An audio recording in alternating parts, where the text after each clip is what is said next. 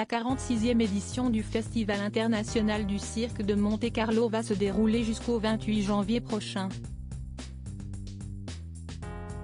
Un événement organisé sous la houlette de Stéphanie de Monaco, fière héritière de la passion qu'avait son père, le prince Régnier III, pour le cirque.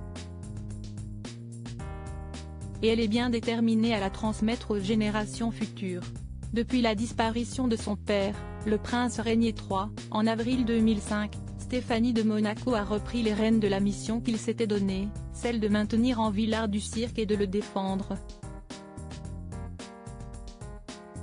La princesse assure son rôle à la perfection puisque le Festival international du cirque de Monte-Carlo a célébré sa 46e édition cette année.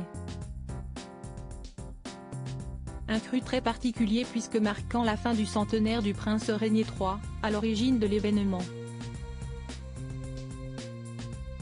Dans les pages de point de vue en kiosque ce 24 janvier, Stéphanie de Monaco est revenue sur la passion que son papa lui a transmise au sujet du cirque. En 1974, le prince Régnier a voulu sauver le cirque qui, à l'époque, ne jouissait pas d'une bonne réputation et était à bout de souffle.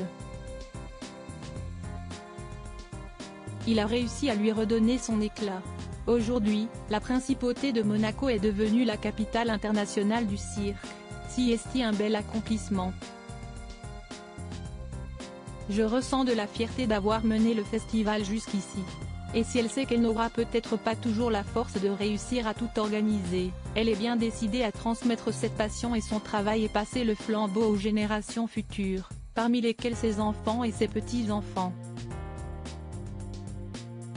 Au cours de cette 46e édition, Stéphanie de Monaco s'est d'ailleurs montrée très bien entourée à chacune de ses apparitions. Si elle était très régulièrement aux côtés de son frère, le prince Albert, elle était aussi accompagnée de ses enfants Camille Gottlieb ou encore Louis Ducruet. Victoire, bientôt spectatrice.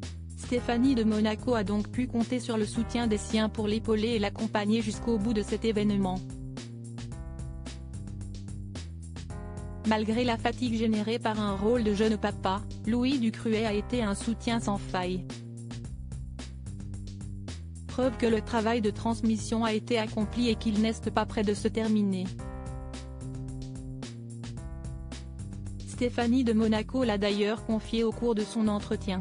Si la jeune Victoire, sa petite fille née en avril 2023, est encore trop petite pour assister à une représentation de cirque, Stéphanie de Monaco sait pertinemment que ce n'est qu'une question de temps, nous verrons l'année prochaine.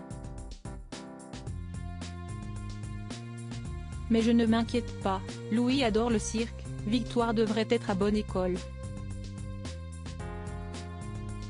Ce qui est certain, si est que du haut de ses 9 mois, Victoire a déjà tout d'un sacré numéro.